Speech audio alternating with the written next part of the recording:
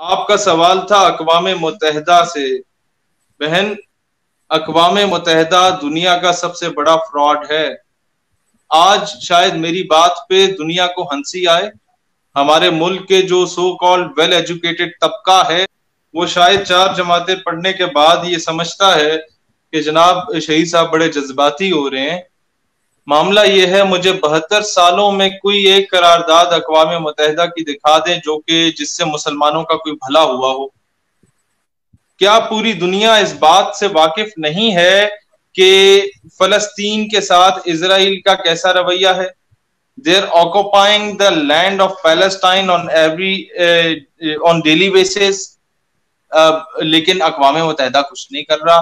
Innocent children in Syria, they were incinerated with the white phosphorus. उनको तेजाब डाल के जला दिया जाता है। अक़वाम मुत्तहिदा ने क्या किया? What was done in Lebanon? अक़वाम मुत्तहिदा ने क्या किया? What was done in Iraq by the terrorist US armed forces? अच्छा, What was done in Afghanistan? Mother of all bombs तो उसमें फेंका गया। अक़वाम मुत्तहिदा ने क्या किया?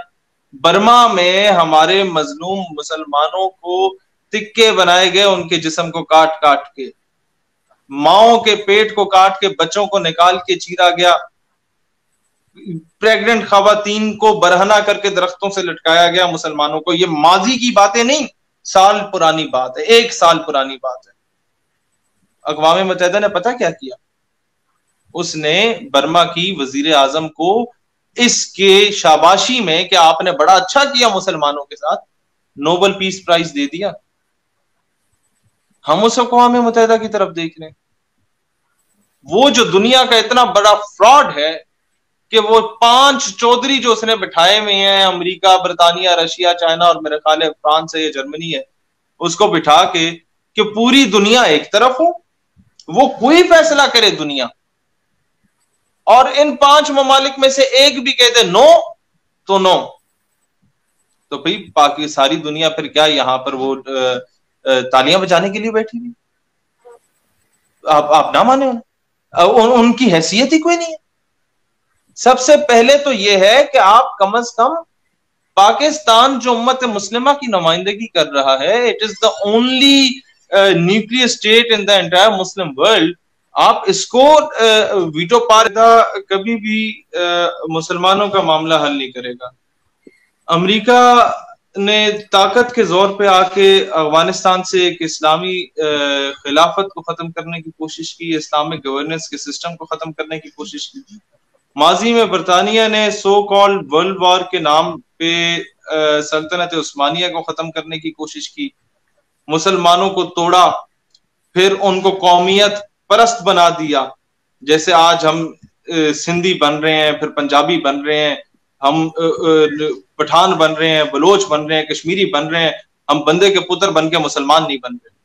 मसला सिर्फ ये है कि हम लोग अगर मुसलमान हैं तो हमारी कौमियत, हमारी सुबाइयत, हमारा सब कुछ, ईच एंड एवरीथिंग इज इस्लाम। बस इकबाल रहमतुल्लाह अलैह ने खुद कह दिया था कि इन ताजा खुदाओं में बड़ा सबसे वतन है, जो पैरहन है इसका वो मजहब का कफन है। बुता ने रंगो खून को तोड़कर मिल्लत में गुम हो जाना, तूरानी रहे बाकी ना ईरानी ना अफगानी। तो इकबाल से पूछा गया, भाई इकबाल फिर सोल्यूशन क्या है? हमारी कौम क्या है, हमारा वतन क्या है, हमारे आइडेंटिटी क्या है, हमारी आइडियोलॉजी क्या है? उन्होंने जवाब दिया, ठीक है मैं मुख्तसर से बता देता हूँ। इकबाल रिप्लाइड के बाजू तेरा तौहीद की कुव्वत से कभी है, इस्लाम तेरा देश है तू मुस्तफवी है। इस्लाम तुम्हारा, ये जो तुम्हारा मजहब है, यही तुम्हारा वतन है, यही तुम्हारी आइडेंटिटी है। और तुम्हारी अगर असल आइडेंटिटी कोई है तो मुस्तफवी होना है, रसूलुल्लाह अलैहि वसल्लम की उम्मत होना। यही वजह थी कि बड़े बड़े मुसलमान हुक्मरान जब कहीं उनसे बादशाह गुस्से में आके पूछता था हु आर यू, क्या तारुफ है तुम्हारा, तो फौरन कहते थे इस्लाम बिन इस्लाम बिन इस्लाम बिन इस्लाम, यानी इस्लाम और मेरे बाप का नाम इस्लाम, मेरे दादे का नाम इस्लाम, परदादे का नाम इस्लाम, बस ये तारुफ है।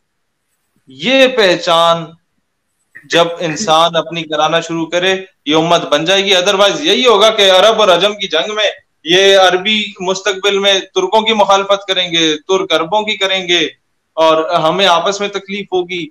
और आज इंडिया के मुसलमानों के लिए आपको कहीं पाकिस्तान का कोई अमली तौर पे नहीं नजर आ रहा कोई किरदार। यहाँ पर कोई हिंदू वैसे उसे मक्खी काट ले और उसको कुछ हो जाए तो पूरा इंडिया सरापा एहतजाज हो जाता है। हालांकि India is a secular state, वो कोई हिंदू स्टेट खुद को नहीं कहता, हम तो खुद को सो कॉल्ड इस्लामिक स्टेट कहते हैं। क्यों नहीं फिर उसको प्रैक्टिकली इम्प्लीमेंट करने की कोशिश कर रहे हैं हम लोग? क्यों?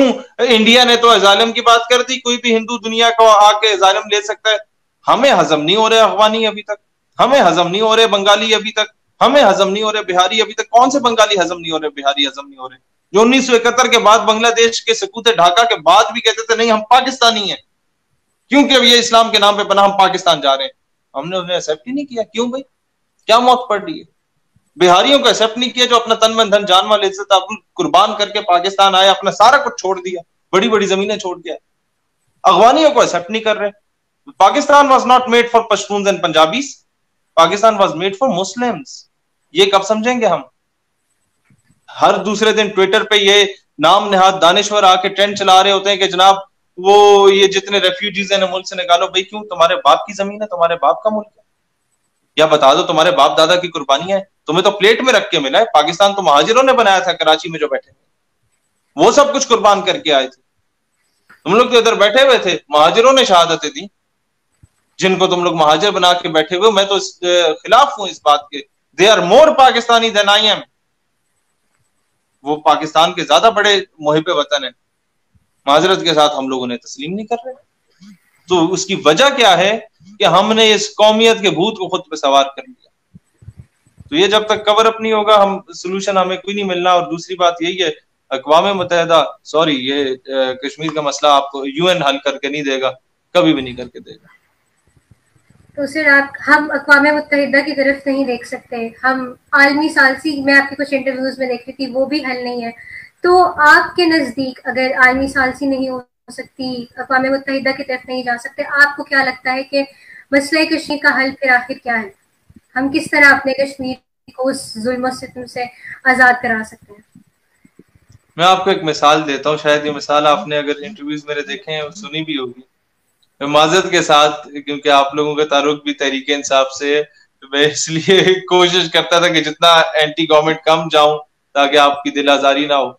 लेकिन बहन मामला ये है कि मैंने कुछ हुकूमत के वज़रा को अपने दाएं बाएं बिठाया और उन्हें मसला कश्मीर समझाया था। पीटीआई के वज़रा थे और उनका ये बड़ापन था कि उन्होंने बड़े तवज्जो से वो सुना और मुझे एतराज नहीं किया, रोका नहीं।